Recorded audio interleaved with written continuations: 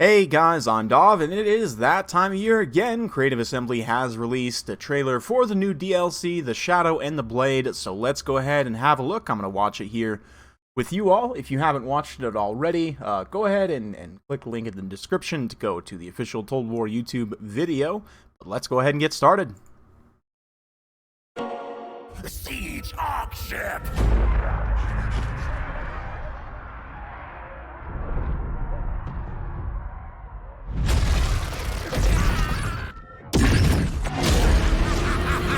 Okay, so let's talk about what we've seen so far.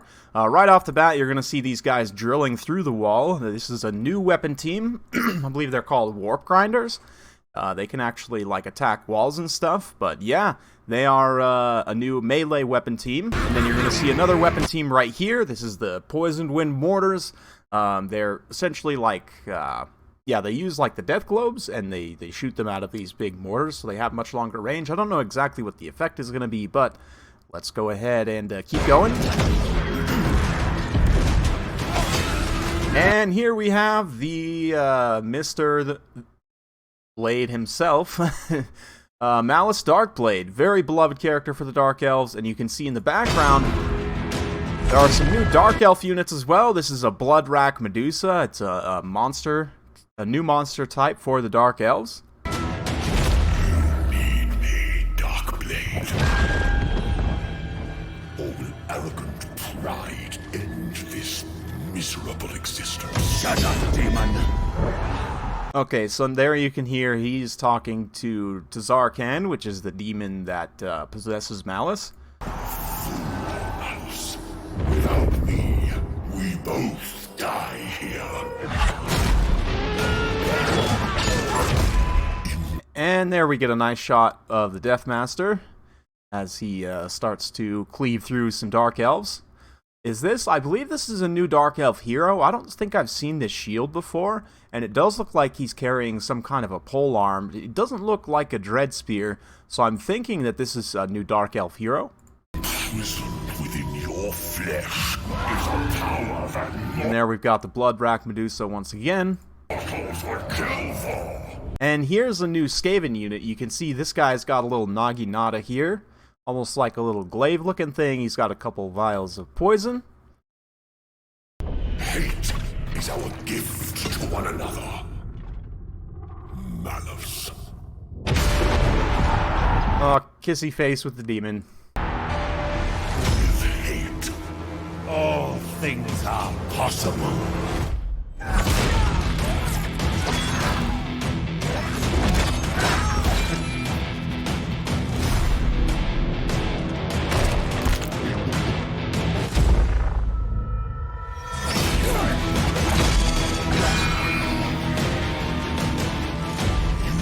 Your pain, Malice,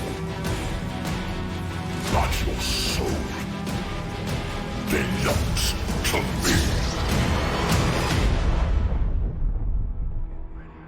Very, very cool stuff. So, we can see it's going to be Malice versus Deathmaster Snitch. And Deathmaster Snitch, his animations there in that trailer are just absolutely amazing. So very excited about that. It is a little bit interesting to see a Game 2 versus Game 2 DLC, especially with the Skaven.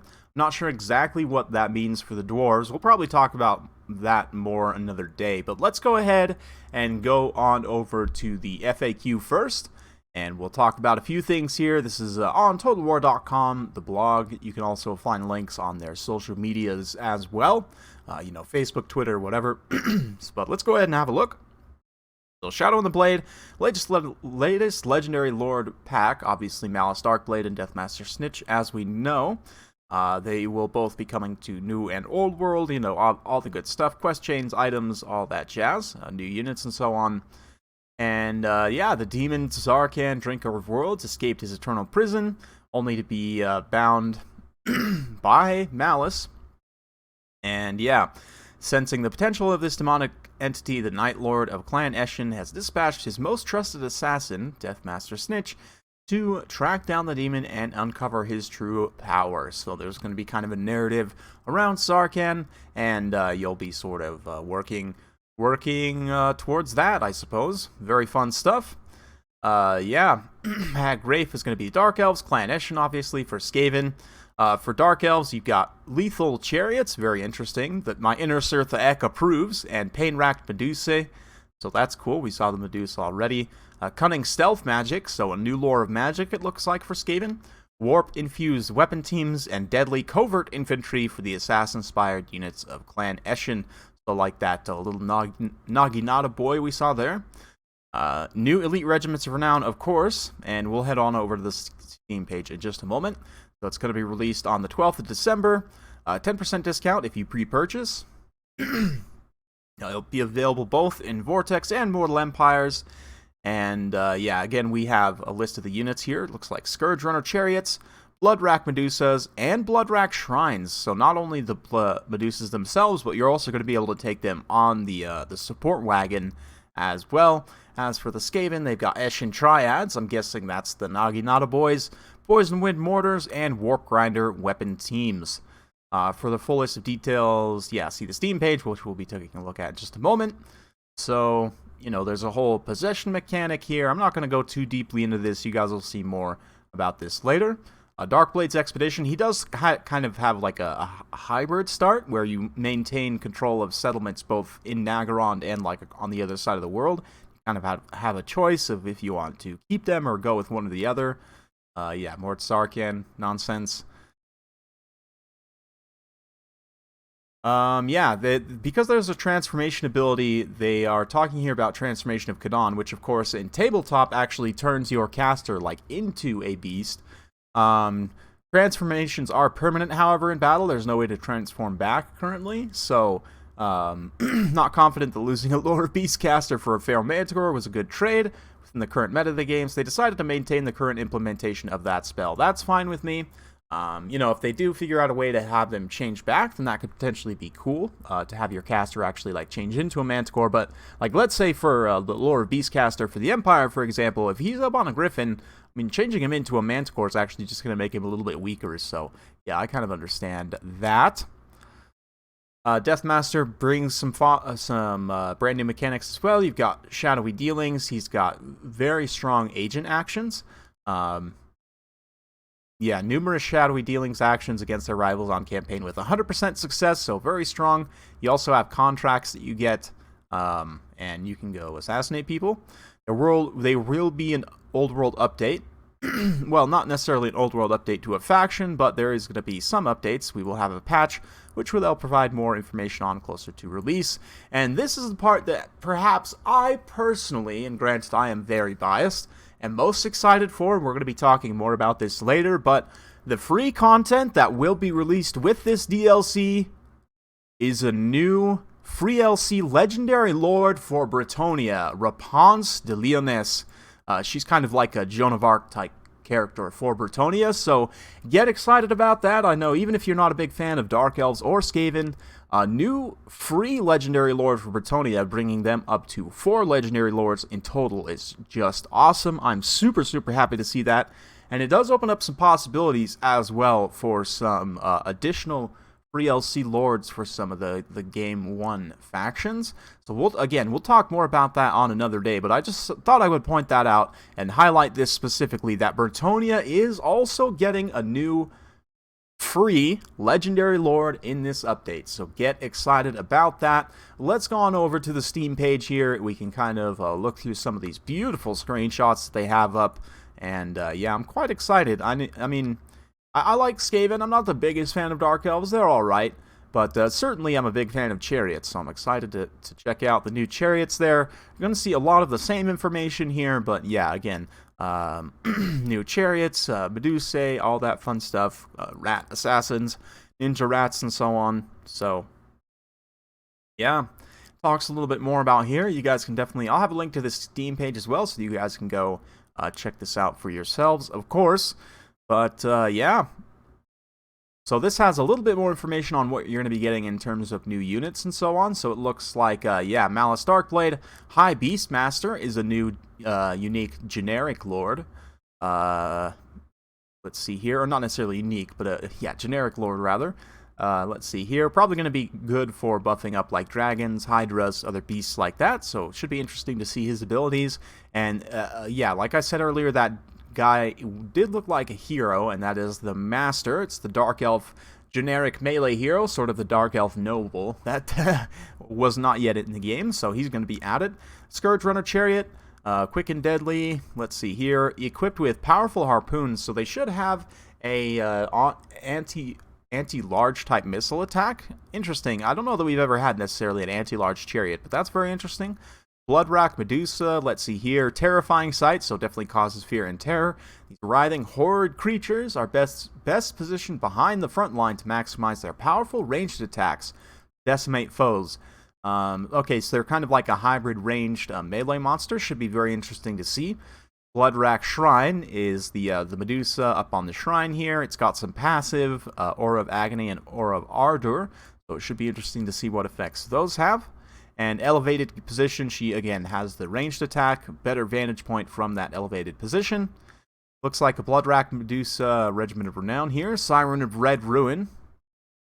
Let's see, call upon a damage area of effect ability which tears apart enemy units in a radius around her. So it looks like potentially a drain or some type of other AoE damage spell.